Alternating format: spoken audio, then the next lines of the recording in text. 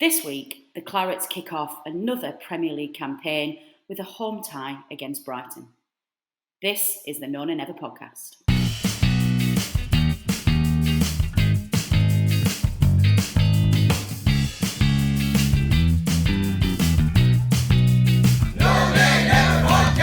Hello and welcome to another season of the No Nay Never podcast. We are back, listeners, back for your weekly analysis of everything Claret and Blue.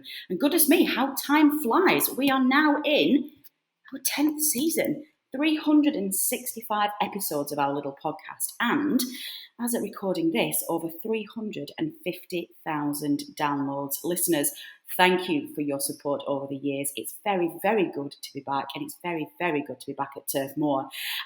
Before we get kicking off this week, we have some housekeeping news to let you know. The No Nay Never family is expanding this season. Now, if you didn't see this on social media, do go and check this out. Because as well as your podcast team, who will be bringing you the analysis show every Tuesday and the preview show every Friday, we are joined by some familiar faces. Our previous and founder host, Jamie Smith, along with ex-producer Adam Howarth, will be issuing you with a weekly newsletter. If you want to know all about that, please go to nonanever.substack.com, where you can subscribe to some news, articles, FPL news, quizzes, and lots of fun things right into your inbox every single Monday. The podcast team, which is obviously why you are here right now, is also expanding. Well, actually, is it expanding? Unfortunately, we did lose Liam last year, who has... what's the expression? Joined us to pursue other avenues, but he was just getting himself really, really busy with Liam, so he's had to step down to concentrate on some other things in his life. Our good buddy George will be, of course, stepping up and replacing him with Claret's Trust News. But in terms of panel members, we are delighted to welcome Adam Dennett, who regular listeners will remember as our Fantasy Premier League runner-up last season, and for those of you who did watch it and listen to it in the summer, our current Pope Master Champion. Adam's not on this week, but he will be joining us probably next week and will be replacing Liam on the panel. So we are absolutely delighted to have him. For those of you who haven't yet checked out the Pope Master quiz, please do. Hosted by the voice of Turf Moor, Phil Bird. He has gone through, I think it was about 3 or 4 heats and a semi-final and a final, where we submitted our very own Tom Whittaker as our Nona Never representative and pitted his wits against lots of fans to see essentially Adam be crowned the Pope Master Champion. A lot of fun, all good. So, there we go. Housekeeping matters over and done with. It feels like riding a bike. After my summer off, I feel like I've slotted straight back into it. So here we are. I'm your host, Natalie Bromley, and joining me on the analysis this week is Richard Steele and George Poole. Gentlemen, welcome back. Good morning, all. Welcome back, listeners. I hope you had a happy return to Turf Moor. Just shame it was ruined by 2 late goals. Oh, don't. This is going to be terrible. I was really hoping, Rich, this week that we would have a very excited, buoyant start to the season, but it wasn't to be. But let's save that. We'll get into that in a minute. George, how are you after your 450,000-hour journey to get up to Turf Moor yesterday? Was it worth it?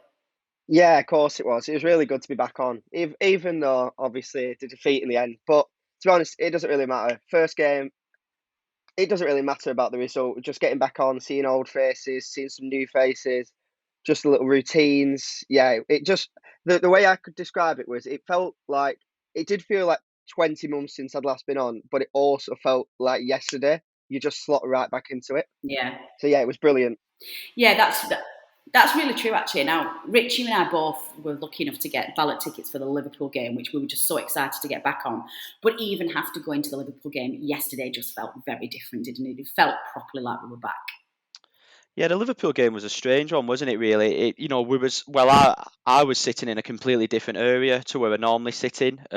One thing I was really looking forward to, and thankfully it happened for me, was seeing faces that I've sat near, for 20 years.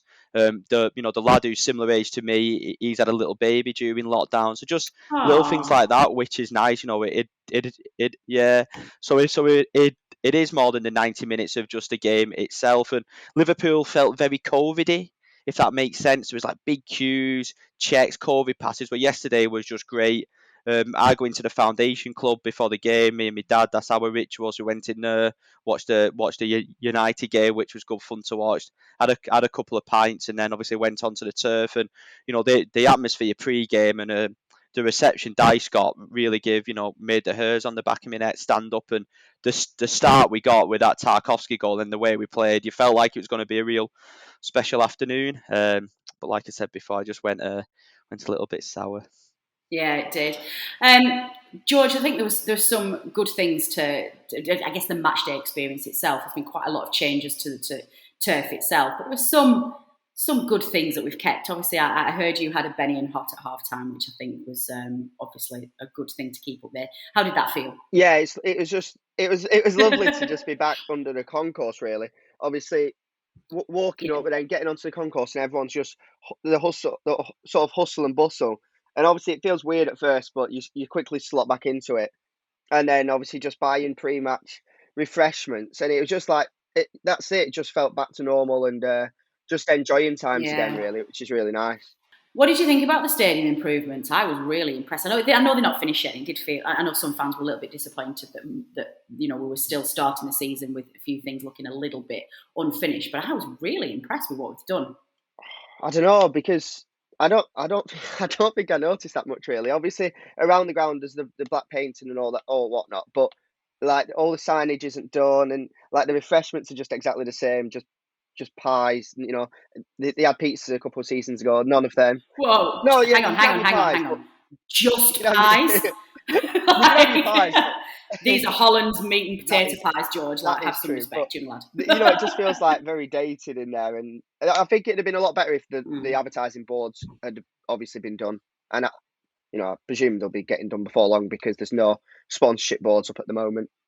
I think you might be starting a generational warfare here on the podcast, young George, because like the XG generation want fancy pizzas and all sorts of halftime entertainment. You don't mess with that at turf. You get Benny or not, and you get a pie. Listen, I remember the Furore when we got hot dogs. Like, do you know what you mean? Just be careful. But actually, saying that, George, you sit in the Bob Lord, don't you? So I wonder whether you notice this as much. Rich, the what's it called? The all of the new dugouts and everything, I thought looked really smart. Yeah, I thought the ground looked quite different, actually. It's funny people's perceptions of it, isn't it? Actually, Yeah. I really like the black and yellow paint. I think it makes it stand out a little bit. I thought the ground was looking good. Yeah, it's not quite finished yet. I know there's building contractors, because my dad works in that industry, are having issues with getting supplies in. Yeah. For one way or another. But yeah, I think it's good to see those kinds of improvements. Personally, I couldn't give two hoots about what's served in the game as long as we win. I've always said that.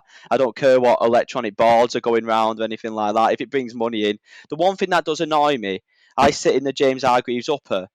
I don't have a clue what time it is. Just have a little clock on the other side of the stadium so I can see what time it is. Like, I had really no idea what minute Brighton scored in. I actually thought there was longer of the game left, to be honest. But you can see the direction that the new board are wanting to go in. With all the improvements, and obviously it is going to take time. There's a lot of there has been a lot of moaning on Twitter the last couple of weeks. I've felt more so than normal, and I think it's just a frustration. And I think there is a lot of uncertainty. I know we're going to come on to it. The news about Daz has rattled a lot of people, and I think rightly so. But I think we are trying to move in the right direction, but it is going to take time. I think Burnley we're an old-fashioned club in terms of the infrastructure and all the advertising and the ground type of stuff. And I think Alan Page really wants to bring it into the 21st century, and it is going to take a long time to do it. So yeah, that's my thoughts on it, really. But I think they're really good points, actually, Rich. It's like, I think football fans, generally speaking, are quite an impatient bunch. But people don't like change either. Sorry to interrupt. No, you're all right. The club's been like it has for so many years. Like, I was speaking to an older lady yesterday, and she doesn't like these changes. Obviously, the cashless is a big one, etc., etc. And all of a sudden we've got new owners, American owners coming in, and I think people are just a little bit scared that they're going to lose the club that they've had for 60, 70 years, especially this older generation. Yeah, and that's a genuine worry, and I think we were very mindful of that when Pace and his team first brought the club. It's really difficult because you want You want to bring success to your club. You want to drive it forward. You want to give a better commercial offering. And sometimes, I get a little bit frustrated because there's a regular beef among Burnley fans that there isn't the support there in the transfer window, and obviously yesterday, which we'll come on to, is a prime example of lack of depth in the squad costing us. And then you talk about spending money on players, but at the end of the day, the only investment that the club has at the moment is, well, it's not the only, but predominant income stream is through TV rights. And if you carry on having to play a small squad and you don't have those flair players that don't entertain, TV companies don't want to put you on the TV, so you're not generating more income from TV rights, you're just getting the bare amount. And if you don't increase your commercial offering and get some investment from outside of those TV deals, then you're not going to have the funds available to increase the playing quality. So you're in a never-ending cycle of problems, and fans sometimes just need to take a step back from that fear and say, well, you want quality on the pitch, you want to stay in the Premier League, you want to see us going forward every season. That's not going to happen with just direct to investment, because no clubs run like that. I get it. I understand people are concerned and nervous, but I think sometimes you just need to take that deep breath and say, well, these changes are going to help us in the long run. But yeah, I agree. I liked the turf yesterday. It felt nice. It felt a bit shiny, and it felt a little bit more modern. And I think the dugouts particularly look really impressive, because that's one thing I've always felt a little bit like, oh, they look a bit naff. I quite like the fact that there's still wooden seats in the cricket field stand, and away fans moan about that. I think it's great. I think that's your rite of passage when you come to Turf Moor. You sit on wooden seats for 90 minutes and you can like it.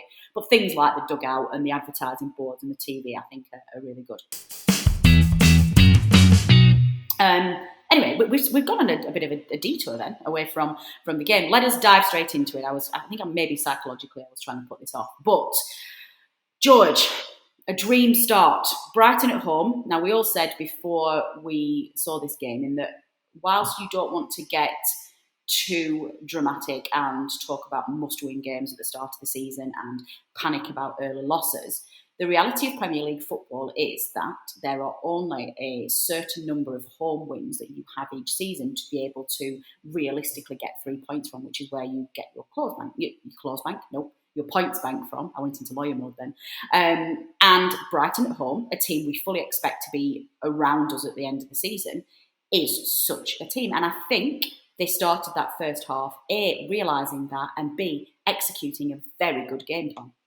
Yeah, we were absolutely terrific right from the off, just proper up and at them. As soon as they came out the tunnel, you got the crowd behind them. I know a lot of the players said pre-game they're looking forward to, that roar when they come out the tunnel. I think that was really there to start with, so brilliant to hear. And then it gives the momentum to the players there. You saw at Brighton on Friday night, at Brentford on Friday night, what the crowd can do. The same with United at home, and it was just getting up and at them. 2 minutes in, getting back to what we're doing best. Really, it was really good attacking football, and then to win the corner. And then I think we were threatening from the set pieces all day. I know, like towards the end, he started catching a few, but it was really good to see that we're still a real threat from the set pieces. And even though it's been a season and a half since we started plonking it on the keeper's head, teams still can't deal with it. And it's just good to see Tarks getting a goal, smiling, and hopefully going to be here for the season. Yeah, I think that's a really good point, is that, Rich? And I think from all of the post-media reports that I've read about the game, I think there was a common consensus amongst journalists that Brighton, for a good 60 minutes, just could not cope with Burnley's physical dominance, their aerial dominance particularly, and just this counter-attack that they just couldn't deal with. And I guess that's not something you always associate with us. Yeah, just echo the thoughts George said there. The first half in particular, we were outstanding. You went down to the concourse at half time and you're speaking to people, and there was just such a buzz about it. As I said just at the start of the podcast, it's going to be a brilliant afternoon. But it was just that niggling feeling, wasn't there, at the back of your head that, at this level, if you don't take your chances and don't go 2-0 up, it can come back to bite you. But there was definitely a lot of positives to take from the game. I thought what I noticed in the first half was we didn't hoof it up every single time. No. Pub got it. We was actually passing it out to me and Taki a little bit. And even if we hit it long, we was hitting it into the channels. It wasn't just a long ball. And we played some really good attacking, high intensity football. And at times Brighton couldn't cope with it. Obviously, they had a £20 million signing. I can't Mpofu, something similar to that. Who come from Salzburg. He got dragged off at half time. He was almost like, "Wow, this is the Premier League." And as the game went on, you're seeing it slowly, just getting away from us. They were starting to get more joy down our left-hand side, and there was almost a sense of a bit of inevitable when that ball come across and they scored. So that's just a really disappointing thing is that we were so dominant, at least in the first half, and then even the start of the second half, we was on top of them. And then you're going back to corners. First half, the corners were excellent. We got them away from the goalie, didn't we? And then Yeah, the second I didn't half, think we of went you. back. But then second half, we went back to our old tricks. Corner straight at the goalie. He's caught it. They score from a counter. I was just screaming, bring him down, foul him. Do you know, like when Basuma was getting away, they let him go through, and next minute it's in back of your net, and you go, bloody hell. Yeah, It's happened again. It's happened again. I think the corners were even more frustrating by the fact that their goalkeeper was flapping as hell, George. I mean, he looked absolutely terrified in that first half, and we just, we shouldn't be giving him easy spots in corners there. It's not that difficult to figure that out. True, but just play devil's advocate. For the Tarkowski goal, that's writing the keeper's buttonhole. If he's a good keeper, he catches that. So it's just the fact that in the second half, is in pretty much the same spot every time, but the keeper's improved throughout the game. You know what I'm saying? Like you're going to have to take the risk of putting it in that area and hope that the players basically hold off the keeper, put him uncomfortable enough, so then it's a really easy nodding like Tarks had. We had Ben Mee again with the header that hit the crossbar. And obviously throughout the game, he just got a bit more confident, and towards the end was snatching everything. But, you win some, you lose some, and we won one yesterday. Yeah, that's true. George, where did you sit with... so obviously it was a very early goal, which was great for us as well, and it felt very nice cheering the goal at Turf. We didn't manage to do that against Liverpool, so I was very much looking forward to that. There's a lot of talk actually not in all corners of the press, some are talking about it and some aren't, talking about the controversy around the Tarky goal. It's a funny one, really, because when I first saw it, I was like, nah, there's nothing in that. And that's absolutely fine. Brighton are obviously going up in arms because they do. They haven't lost their dramatic touch in lockdown. I saw that. But in other respects, when it went to VAR, we saw that overruled a lot last season. But VAR are very comfortable now, just saying, no, actually, there's nothing in that. Goal stands. Did you share that I guess? Yeah, I thought it was brilliant from VAR, and I think you saw in the Euros over the summer how good VAR can be when used right by the officials. It's always been the rules and the officials which are the issue, not VAR, so to speak. But I thought Match of the Day spoke brilliantly on this last night on the Talks push, and both Ian Wright and Alan Shearer both said absolutely not a foul for me, because what you had was a Brighton player. It was Morpay, who's a right little cheat anyway. He's a proper little sod. But he was literally just staring Tarks down. Allegedly. Can we just not completely scandalise? I don't want first episode back and getting sued by Premier League footballers. George Poole speaks personally and does not share the thoughts of the in my opinion, Neil is not at the top of my Christmas card list. Neil Morpay is a cheat, and he'll Brighton get relegated. Oh my God! What are you doing today? Morpay, you are a cheat. And that's Richard's opinion. Okay. But moving on. He wasn't looking at the ball. He wasn't looking at when Westwood was taking it. His one role was to block Tarkowski. So, and the way Tarks is really good in his post-match interview on Match of the Day, he said, if there's a guy there and he's just there to block me, I have every right to push him and to do what I can to block him from blocking me. And that's exactly what Alan Shearer said on Match of the Day. He said, absolutely fine with that.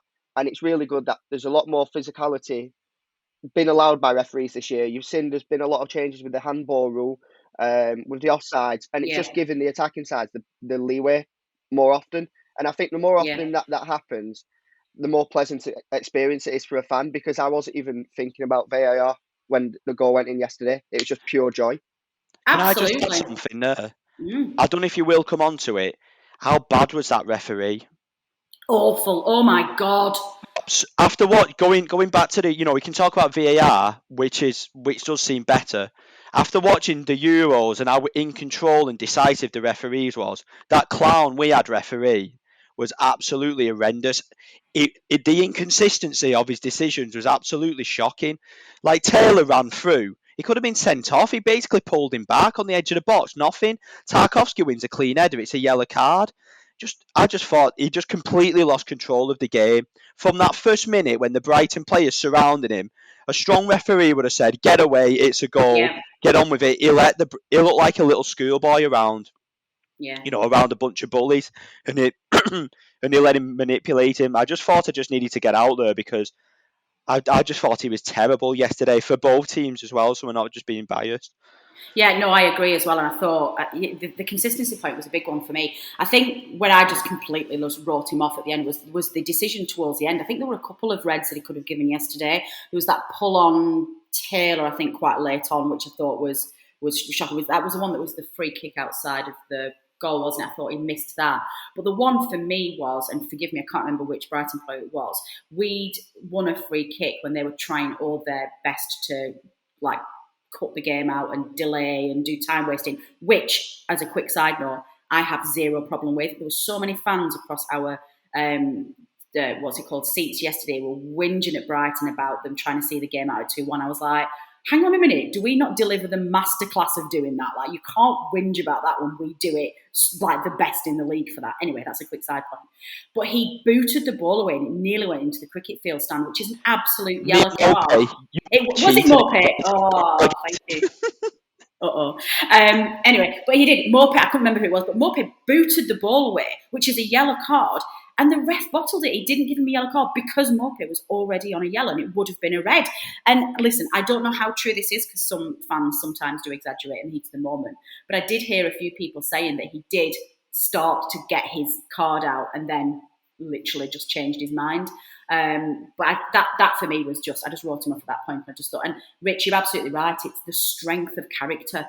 It's like you are dealing with elite professional sportsmen in this league, some of the best in the world, in a very high stakes league. Not only do you have to be technically excellent, but you have to be strong of character. And it's just depressing as hell that after 10 years or so now, we're still in a situation where we've got the best league in the world with all the money in the world and a really poor standard of referees. And VAR has made it more difficult because they're too scared to make a decision, which is weird because you think it'd be the other way around because they can make a decision and it gets corrected by VAR. Rich, staying with you, actually, I just want to pick up on that point that George made about VAR and the success of it in the Euros. I completely agree with that in that yesterday just felt so much better. And I think for me, the Premier League are under a phenomenal amount of pressure this season to increase the performance and the reduce the controversy of VAR following such a successful Euros. And part of that we're being told is that they will be less inclined to overrule decisions like yesterday and start being quite particular. And I think that's very welcome. Yeah, good. Yeah, definitely. I think if it's an obvious mistake from the referee, then then obviously overrule it. But I think there needs to be some more referee discretion within it. We watch, well, certainly myself, watch a lot of other sports involving, obviously like video, replays, cricket, rugby, etc. And they do go with the on-field decision more often. But one thing they need to do, even that decision yesterday took a little bit of time. They've got to be quicker with the decision making. If it's like you were saying, Natalie, if it's not clear and obvious after 20, 30 seconds, get on with the game. That's what I thought in the Euros. It was quick, it was efficient. Even yesterday, we were standing there in the stands waiting, to see if it was a goal or not. But hopefully VAR will be better this year. I think VAR is best used when you don't notice it. And it became... And it just became literally in most games last season a massive talking point. There was a few games last season where handballs were getting given and goals were getting disallowed, which was just ridiculous. So fingers crossed that will continue. Like I said, I think the goal yesterday was perfectly fine. There was a bit of a push from Tarkowski, but like George said, you can't just stand in somebody's way. And then not expect to get barged out the way a little bit. So yeah, fingers crossed it continues to be used appropriately and efficiently. Yeah, I think another rule change that I missed yesterday, and I only noticed it a couple of after a couple of subs. Has there been a rule change now about players not needing to leave the field when they've been injured? I missed that in the summer, which I am absolutely delighted about. I think that was a stupid rule. But yeah, I think that has changed, hasn't it, this season? It's certainly Anyone? it's certainly Has a it? bit. So I it can didn't. I can't claim to have read the referee's rule book. Maybe a few years ago, but I haven't read the updated one. That's the issue. But yeah, it appears so because there was definitely a couple of occasions in the first half where certainly Basuma went down, another Brighton lad went down, and they didn't have to leave the field to play. But there's been nothing in the media really about that. But I suppose it's not really a headline grabber, that is it?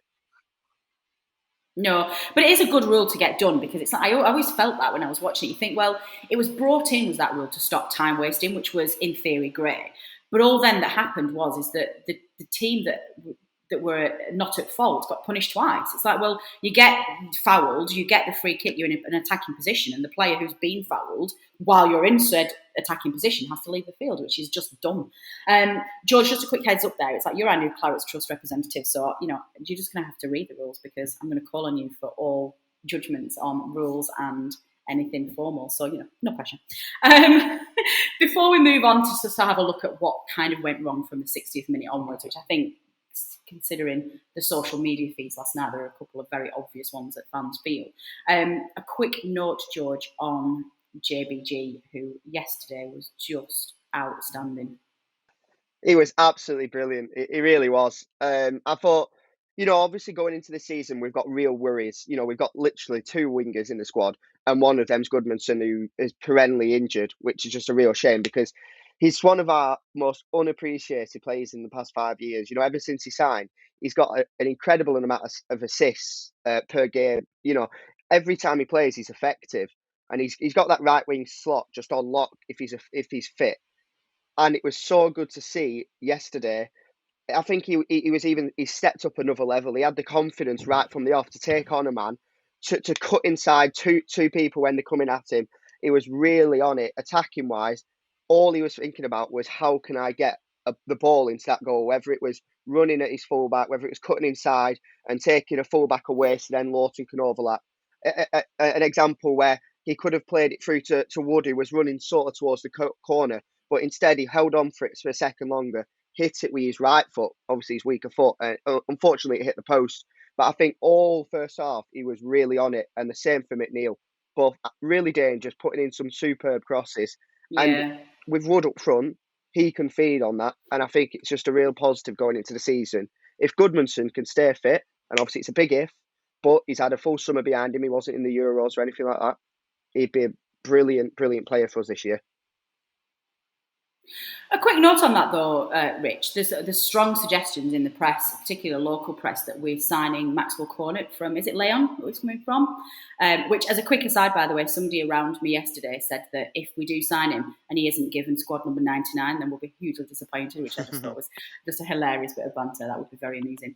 And also, it would be very, very funny to see all of the overseas Premier League fans just not understanding that reference at all, which would be very funny.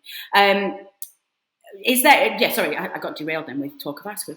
If we do sign him, Rich, does he come in behind JBG? Is JBG first choice, or does JBG get dropped?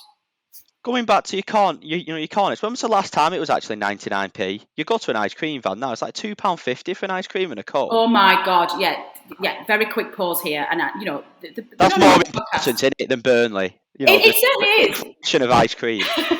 We like to be a community podcast, and we like to bring you groundbreaking and cutting edge news. And I put the rise in ice cream 99, and 99 ice creams up there with the rise of Freddo prices as well. It's one of the scandals of our generation. Anyway, yes, going back. Football. Who are we talking about?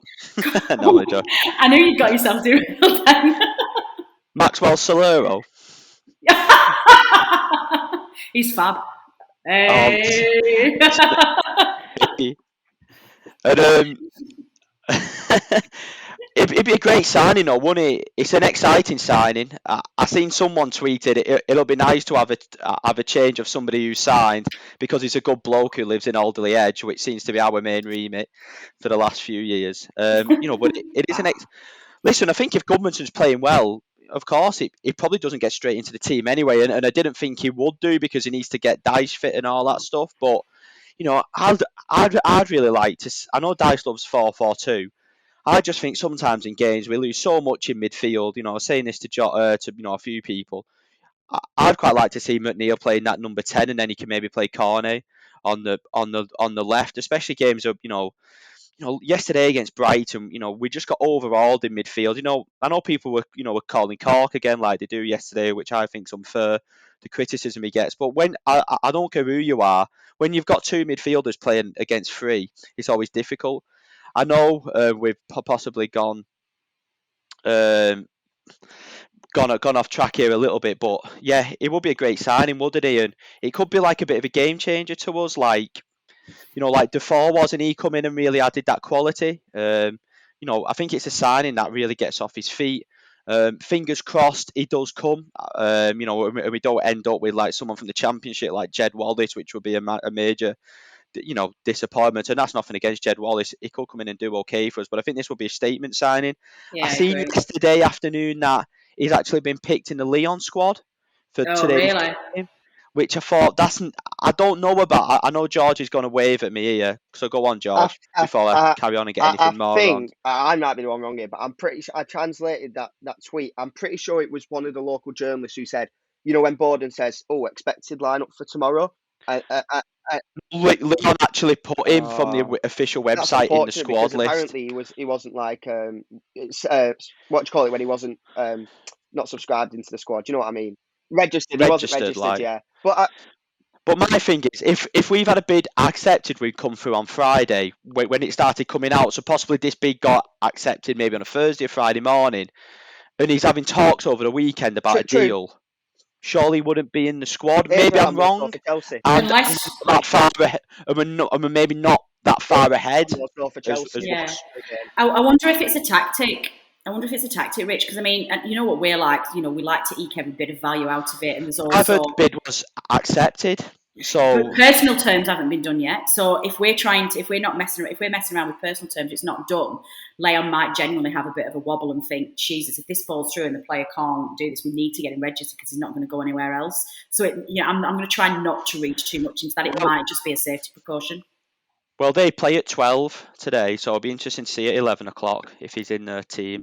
There you go. As we record this podcast, it's 10:39 on Sunday morning. And for some reason, listeners, producer Matt got us all up at a God unearthly time on a Sunday morning to record this week. So actually, it's working quite well. I think we were all very surprisingly alert for first thing Sunday morning. Although hilariously, listeners, we were supposed to be joined this morning by Tom, who texted us about 2 minutes ago to say that it was a heavy night last night and he has only just woken up. So thanks for your commitment to the podcast, young Tom. He decided to go out last night and get a few too many shandies rather than get up this morning and join us. So can I just say, Natalie, because me and George both know this, Tom's clearly your favourite podcaster, and I purposely didn't go to the pub last night so I could wake up for this morning. So oh my God! Me and George speak about that, don't we, George? I could have gone to Rio's in Whalley last night, but I decided, I've got to get my head down, get a good night's sleep because I've got to get up and podcast in the morning. But Tom clearly doesn't have the same commitment. No, that's not true. I'm absolutely devastated that you think that. Gosh, I've been completely what's the word? Blindsided? Sideblinded is not a word. Blindsided by this. Tom is absolutely not my favourite podcaster. You're making it sound like he's your least favourite. He got picked to do the quiz and nobody else even got consulted. Whoa, that's not true. I'm going to find that screenshot. We put it to all of you and you all went, no. I'm not doing that. Yes, I'm not having that. That is a scandalous slander, Richard Steele. No, I can categorically confirm that Tom is not my favourite podcaster. I love you all equally. Like any good parent says. Yeah, exactly. You're all my little boys all around me. I'm like, no, you're all equal. Although, is Tom the oldest? Maybe he's like the firstborn child. Maybe that's what it is. There's a bit of firstborn favouritism. But no, definitely not. NB for TW. Rich, stop it. Anyway, moving. Honestly, here's a sample of what my voice sounds like now. Just got out of the shower. The podcast is not happening. I'm sorry. I'm not reliable enough to do Sunday morning. So in the past 3 minutes, you've outed Tom for missing our recording, and you've called him the oldest of the squad. Poor Tom. See, it's clearly not my favourite. What can I say? There you go. Anyway, moving on, listeners. We've got we're starting as we mean to on this season. George, I think it's pretty clear from everybody's view who was at that game yesterday that the substitutions won it for him, and it was hugely frustrating for us in that after a very dominant first half display, we could have gone 3-0 up at one point. You know, JBG hit the post, Ben Mee had that header as well that should have gone and got about as close to the line as I think I've ever seen. Potter made 2 substitutions. He brought, is it Modern on, and is it Alexei McAllister? Is it pronounced McAllister? Is it McAllister? Is there a gap? I don't even know how to pronounce people's names. But Potter brought both of those on, and they changed the game. George, a luxury that we simply do not have. How are we going to deal with this in terms of our Premier League survival this season? Because we should not have lost that game yesterday, and it was a bad loss, and it was all down to an opposition manager who is one of our competitors having the ability to not only bring fresh legs on, but to bring players on who can change a game and turn around a deficit. Yeah, see, this is the issue in a nutshell for me, really. Obviously, they scored to make it 1-1, and that was in the 73rd minute. And then quickly after, McAllister, anyway, whichever it is, the Scottish Argentinian, he scored to make it 2-1. And then our first thought is to bring McNeil off, and okay, he was probably absolutely blowing out of his backside because he didn't check back for either of the goals, may I say. But, you know, he was clearly probably tired, so it was like, right, need to bring McNeil off. Oh, right, look to my bench. Which winger shall I bring on? Should I bring on option A, which is we have 0 wingers, or should I bring on option B, which is we have Brownhill who can fake it as a winger if needs be, just like I had to do with Jeff Hendrick a few years ago. And it just screams everything that you need to know about our squad. That Brighton can bring on Adam Lallana, by the way, who we haven't mentioned, brought on Adam Lallana. Oh, yeah, he was fantastic. Yeah, another guy who just made it tick. You know, they got all these options from the bench, and they're not amazing options. They're not like real top 10 players, but, you know, really good attacking options for a bottom half side. Meanwhile, we have to bring on Brownhill, who's a cracking centre mid, but he's playing out of position on the right wing, and that's our attacking sub. It just says everything you need to know about our lack of squad depth and the fact that we need to get at least Cornet over the line and another winger as well. I'm sure we'll mention Aaron Lennon later. So the reality is we don't have enough to bring off the bench to change a game in that aspect. It's all well and good having 4 strikers. I like them all. You know, they've all got their own pros and cons about them. But the issue is getting creativity into that side, which isn't going to come from Brownhill on the wing that much. So yeah, it just said a lot about what we need to do this summer. It's true, and I think we talk about this a lot. You talk about a small squad and you talk about a lack of signings, and we often focus on injuries and suspension and things like that, and maybe having to shuffle the squad a little bit post-game. But I don't think we make enough, Rich, of the fact that this is another impact of this, is that when you've got no options on the bench, you're just hoping that your strategy pre-game works and you've got nothing to change it. We all love Dyche, don't we? He can't not go blameless for that yesterday. Agreed. The sub he made was completely wrong. Bringing Barnes on, who looks like better suited in the Wiggins Veteran League, was to me just completely the wrong. I'm just not having. I know George is a bit different to me. He feels he can still have something to offer. Or, maybe that's the way it sounded last night on our group chat. The way I took it, George. I just don't think he's got anything to offer anymore. I agree. I think that drink driving stuff I didn't like at all. I just thought it was time to let him go in the summer. You got a really talented young young striker coming in there, but we need another striker. But to me, yesterday, I said it before about 4-5-1. It was obvious what was happening. Basuma was getting on the ball. Basuma was getting on the ball, who is a very, very good player. You know, you've got Liverpool, United, Real Madrid. I've seen a link with him. He's going to have an excellent career. But but no one got close to him. It's like the Newcastle game last season. St. Maximum's come on. We're getting caught between the lines, and then he goes and scores too. I just think we're winning 1-0, 20 minutes to go. Just get an extra body in midfield. If you're going to bring Jay off, I'd have liked to have seen Brownhill come on. Then even if we got caught down the left, down our left twice, McNeil wasn't tracking back. Maybe bring Peters on for a little. Maybe not. I don't know, but I just think his subs were wrong yesterday. You can clearly see they were getting into the game, getting on top of us, finding space. Dice said about the distances went wrong, which is fair enough, and maybe it allowed too much space, but I just thought when Barnes come on, we just lost any shape at all, and then we started hoofing it up to him. The ball was popping off him. I know George said he had people, a few men round him, but he's a professional footballer. It don't matter if you've got men round and control the ball and pass it. That's what you get paid to do.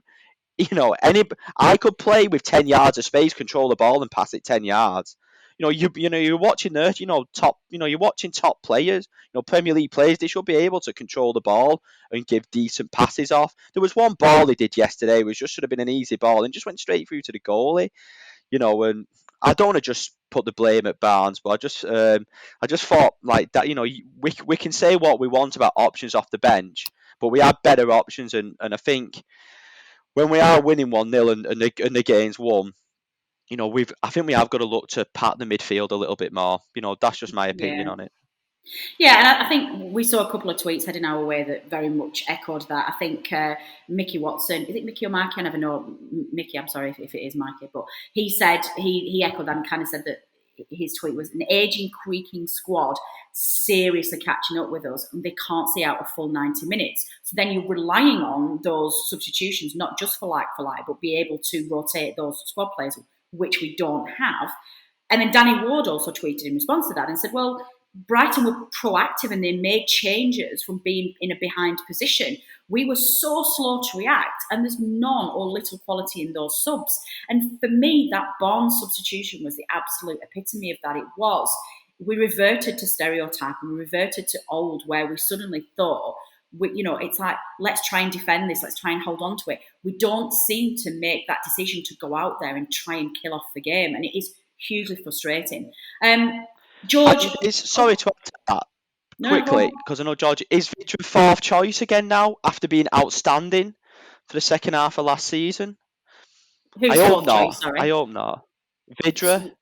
It better not be, because I think for me that was. I mean, I was fully expecting him to start yesterday alongside Barnes Wood as well. Sorry, and when Jay got the nod, I was just like, well, maybe Vidra's just a little bit behind him in terms of fitness, but it drives me mad. He must have his justification for it, but the way that Vidra's been treated since he's been here, it's hardly any surprise that he wants to leave. It's just like, I'll never understand that. George, for you, quickly, because I know you've got to jump off in a minute, so we're gonna release you in a sec. And me and Rich will close out. Me and my favourite podcaster, Rich, will see out the show. Does Aaron Lennon do anything for that? Because a lot of people are fuming that we might be re-signing Aaron Lennon. To me, I don't necessarily mind it, providing that it's just a squad bolster. If it's plan A and that's our only option, then that's disgraceful. But does Lennon, if we had Lennon on the bench yesterday, is that a better substitution for bringing McNeil off than Barnes? I vote yes. Yeah, it certainly is. The issue is, right, you've got two camps, and like obviously you could have got camp like, oh, Ashley Barnes is past it, or he's not impacting the game, or the squad's creaking. It is aging. But you can be saying that I think Ashley Barnes still got a role to play, and you can say that, and then you can also admit that the squad is aging and needs a complete reset. But the issue is that we've been left in this situation by years of underfunding. So now the squad is an aging squad, but you can't now change that overnight. I still think Barnes has got a role to play.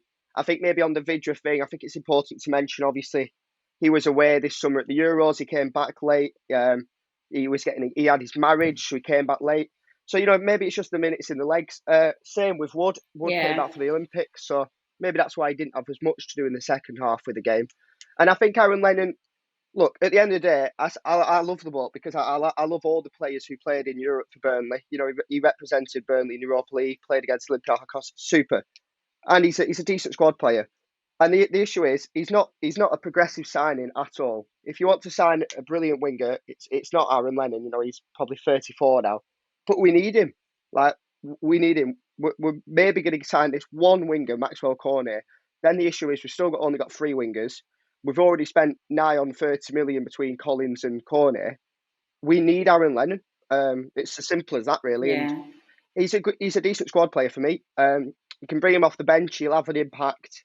He's got that nous about him. Okay, he's not as quick as he used to be. He doesn't take on a fullback, but he knows how to get into positions. A lot of times, he's got into really good positions for us and sneaked in at that back post. That sort of attacking move, which Brownhill just doesn't have that mindset up top because he's a centre mid at the end of the day. So needs must we're signing Aaron Lennon, and I'll support him when he gets here. But it does say a lot about our squad. Yeah.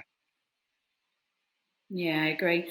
Very quick one on that, though. I think Claret's report tweet yesterday stated that, and this is for you, Rich, because I think you probably have a view on this, in that it doesn't actually matter if we get Cornet, Dyche will still play players out of position and give tricky players just 8 minutes. And I think that was a bit of a dig at the Vidra substitution again yesterday.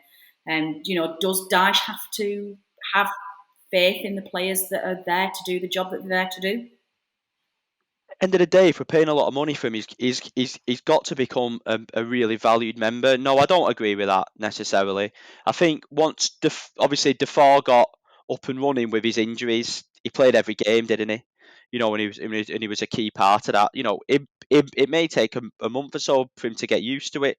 It is an exciting signing, but I think people's going to expect Cornet to come in and all of a sudden be like Riyad Mahrez on the wing and kind of win his games for nothing, which I don't think will happen.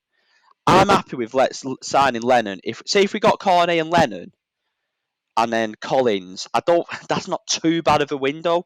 I think what it highlighted to me as well yesterday, which has been forgotten about, we need a better player in central midfield. We need to win. And I know they cost a lot of money. Look how good we was with Defoe. Defoe literally took us from a relegation team to a team that comes 7th. I know he was a top talent. But if you look at Basuma, imagine if we had Basuma in our team, Natalie, how much better we can be. Because he's not just high quality on the ball. Every time we tried to press him yesterday, and other players give the ball away for Brighton. I can't remember him giving the ball. You said about first half. Maybe it didn't have the effect, but he didn't give the ball away under pressure. No, yeah, you're absolutely right. And you've got that goal. He got it, and I was saying foul him. He drove through the heart of our midfield because they don't have the legs, because he's a young, exciting player. He's drove through the midfield, and he's played a fantastic good ball, and they've scored. That's something we're really, really lacking. Obviously, the wingers, their priority, and rightly so at the moment. But that's, I think, another area. I know we've talked about Maitland-Niles. I don't think we can afford him on a fee, but say if we did manage to maybe get him on a loan deal and play him central midfield, I think he'd be a really good signing for us. Cork and Westwood have done unbelievable for this football club, but we have got to look at soon, replacing these players or giving them more competition. I was surprised Brownhill didn't start yesterday, to be honest, because I thought he's looked really sharp. Who's your favourite team? Do you play him with Westwood or do you play him with Cork? Do you know what? I honestly think I think it's much of a muchness. I really do. Okay. I think Westwood's the number one because I think he can create and I think he's got the legs. Cork's better on the ball and he's tidy and he doesn't give it away. But you're seeing sometimes as the game gets on, and like I said before, I don't care who you are. You can have say like I don't know. I'm trying to think of two quality midfielders. If you're playing against 3 and you get overrun, it's very, very difficult. But there was times last season where we didn't create much at all because I felt Westwood and Brownhill was too similar. So I honestly think it's much of a muchness. That's why I'm saying I think we need a quality midfielder who can go in next to one of those two, who can really any of those 3 who can then really bring the standard up. Look how good Cork was in that season. Wycombe 7th. But he still had Defoe next to him. We had Hendrick in mid, played number 10. Yeah, I think George, you're a big fan of Cork and Westwood, though, aren't you? I think you had a point to finish upon this. Yeah, I just think I really like Cork and Westwood, and I can see why people have an issue because obviously they don't create an enormous amount. But I think if we sign this Maxwell Cornet, Rich touched on it before, we can go to a 4-5-1 because the issue is people are going to expect this Cornet to come in, and you're thinking, right, let's get him in the first team. But then you think about it logically and you think, well, He's a left winger / left back. So we're not dropping Charlie Taylor. He's brilliant. Not dropping Dwight McNeil because he's brilliant. So then you think, well, how are you going to get him in the team? Well, you play a 4-5-1, which Dyche has, reverted to quite a lot over the years, especially the Europe season. Jeff Hendrick and Scott Arfield. You put McNeil in the 10 role behind the striker. You put Cornet out on the left wing. And then you can play Cork and Westwood as your two really solid midfielders doing the engine room. And then you've got McNeil ahead of them, which Rich was obviously touching upon. You need them three midfielders in there to overrun a team and create stuff. So I just think there's real potential for that. And also on the Cornet thing, people are complaining about the lack of transfers, which I think is completely justifiable. But think about it this way. If we sign Cornet, right, it's about 15 million. With add-ons and what have you. About 15 million. That's 15 million on Collins, 15 million on Cornet. That's 30 million in the summer. That's more than Burnley have ever spent in a summer window. So I think that just gives a lot of perspective to it, really. And we're still massively behind the curve. No, you're true. You're true. That's because of years of underfunding. But the issue is, that's what Pace said, didn't he? Change that squad reset overnight. Just can't happen. That's why I think if we got a really good, I know sometimes they don't work and they maybe haven't worked as well for us, but they can work. If we got a really good loan player to come in a midfield option, I think that would be good for us. I think George was spot on there. And then McNeil played number 10. You don't have to worry about him going back as much the other way. Because I've seen people coming on Twitter again, McNeil's not trying and all this. It's nonsense. I just don't think he's got the defensive awareness, and McNeil's being asked to be a left back, a left midfielder, a central midfielder. He's being asked to do everything for the team. A lot of pressure on very young shoulders. George is right. He was arguably at fault for both the two goals. I don't think it's a lack of effort though. And that's maybe where you're looking at it with Dyche. Could he bring it? What I thought odd about that sub was he brought McNeil off at 1-1, not at 1-0. Yeah. Do you know what I mean? That was just bewildered me. That even swap it over and put Goodmanson. But no, yeah, I just think I'll just say before I have to go get my train back down south, is that I think McNeil was, to be honest, for me, at fault for both goals. The issue of checking back. He really did leave Charlie Taylor exposed. So I know you're going to talk about the two goals later. That's my 2 pence worth there, or 2 cents. And I think, if we bring Cornet in and McNeil goes to a 10 roll, as you're saying, Mitch, it just frees him up. I think there's a lot of criticism of Charlie Taylor yesterday, but I think it is important to remember that he was exposed both times, and there's only so many men you can track. You can either go to the man who's got the ball, or you can follow the guy who's overlapping. Both times he stayed with the man. The overlap was on, and McNeil wasn't there, which, he just doesn't have that nous, as you say, Rich, and he's probably tired. So, yeah, but I'll leave you guys for this week. Yeah. Been nice to be back on. Yeah, thanks, George. Go and get your train. Safe journey back, pal. Yeah, it's a funny one, that one. I'm going to start wrapping up as well, actually, Rich, because I think this is a bit of a funny one, really, because we genuinely could be talking for another half an hour on this, and I'm conscious of not going massively over. But I think he's right. I think the pressure on McNeil's shoulders is just too much. We expect him to do every single role, and he seems to get a lot of grief when he doesn't perform there. And I think a lot of that is fan frustrating because he is perceived to be our only talent in that area. Obviously, now JBG's back, it's better. Losing Brady as well in the summer has not helped that because he's literally got all of that on his shoulders. There's nobody who can come in and give him a break for the last 20 minutes. But I do like the idea of him slotting into the middle in a 4-5-1. I think that kind of excites me quite a bit. Yeah, definitely. I do like the 4-4-2 and it can work, but I think this is what there are a lot of times where we get overrun in midfield. What teams have been really clever for doing now, because we have our 2 banks of 4 and they play an extra body in midfield. They put a man in the gap between the midfield and the defence, and he's always free. There's no one to pick him up. When you've got that player there, almost in that whole spot, he's got options. He can drive at the defence, like St Maximum did last season. The Sheffield United game last season, that happened when they scored, and they got in between that gap. Yesterday, what Brighton did, Basuma drove through the middle when there was space, definitely for the first goal, and then he had that ball out wide, and then there's a 2-on-1, because we're not getting back, because McNeil's maybe not tracking back as much. So I just think the way modern football's going, I do think you need to have that extra player in midfield. People, you looked at all the teams in the Euros who are playing the highest level of football. Not one of them played 4-4-2. So I think if we did get Cornet in and we can move McNeil inside, and obviously if Cornet's played left back, he can obviously defend a little bit too. And I think it would help Taylor a little bit more. Yeah. And I like us playing 4-4-2 because I've looked at the squad this season, and obviously with Collins coming in, and we've got two really good attacking fullbacks. I think like a 5-3-2 where McNeil can still play in the number 10, and you can have your two midfielders behind him, and you can still have your two strikers, which Dice like. So that might be an option where we might go to. That feels Because, very modern for Daesh. yeah, well, possible, but that's what it is. I think this is the reason why he's not got another job. Yesterday, after 65 minutes, they got down our left twice, and they didn't score. And you're thinking, change it. Whatever you do, shore up that left-hand side of defence. And I think we would have won the game, and he didn't. And I still think with his substitutions, he is reactive rather than proactive. I think what Dyche is brilliant at, I think I watched his press conference the other day when there's a lot of panic. He's very calm, he's very assured. He's obviously an unbelievable leader, and he gets players buying into what he can do.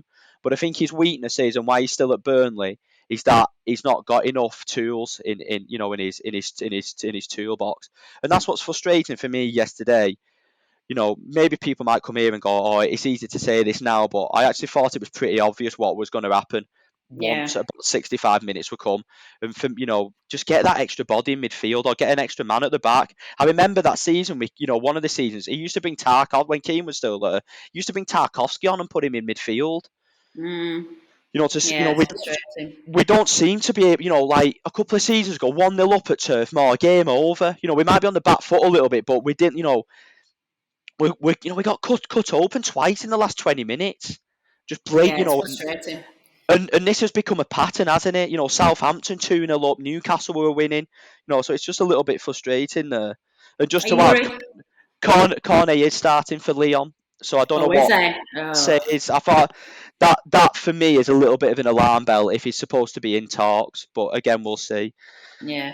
Are you worried? Final word before we wrap it up? I think you've got to be realistic with the situation from both sides, haven't you? There's no point panicking too much now. From my common consensus and speaking to people aren't panicking just yet, but they're just disappointed because they feel they've thrown away points yesterday, and and it would have been brilliant to get us off to a good start. And you can go to, now you're looking at a tough run of fixtures, and you're thinking, where are we going to pick some points, or it's going to be difficult to pick points up. But on the other hand, you're looking at our squad and everything like that, and you got to think, of course, it's going to be another long season. Even if we get Cornet in or another winger, we're still short in other areas. So I'm still optimistic with our nous and know-how. But yeah, fingers crossed. Again, Alan Nixon, I know some people don't tweet him. He said Burnley, Cornet offer at 14 million, but only 12 guaranteed. Leon want 15 close, but no cigar at this point. So maybe that's why he's starting. So. But play the fifth. This is what frustrates me about our transfer window. It's like, that to me, it's like 1 million. Just pay it. I know, exactly. Just pay the money. Well, hopefully, if we are in talks, surely for the sake of $1 million, we're not gonna not do it. So yeah. Yeah, good. Right, well, let's wrap that up there because otherwise I'm going to go on one and we're going to talk for an hour and a half podcast, which is not ideal for anybody. So we're back, team. Thank you to George and to Rich for a fantastic episode where we analysed that disappointing defeat, and we managed to get a little bit of uplifting stuff in there. It's not all doom and gloom, listeners. It's a disappointing start to the season, but there's a long way to go. So fingers crossed we can find our groove. My thanks as ever go to everybody else who contributed to making this podcast, to producer Matt, who, even though he did get us up on an earthly hour on a Sunday morning, and hilariously we lost Tom because of drunken behaviour, we still love him for getting the podcast together. So thank you, Matt. We've got some new podcast music this season. You will have noticed that the feel of the podcast is a little different this year. Thank you for Ban Joyce, who have always provided our historic podcast music. That was very much appreciated. But we've refreshed this season, and our music this season is provided to us by your local musician George Gaskill, who has kindly written and donated the podcast music. Thank you, George. But my thanks finally go to you, the listeners, for downloading and listening to this episode. Your support after all of these years is still very much appreciated, and we would not be here without you. Dave and I will be back on Friday night with a preview show looking ahead to Liverpool, and the rest of the team will be back for the main analysis show next Tuesday. Don't forget to subscribe to the Known and Never newsletter. If you can follow that at knownandnever.substack.com, and we will see you next time. I've been Natalie Bromley. Until next time.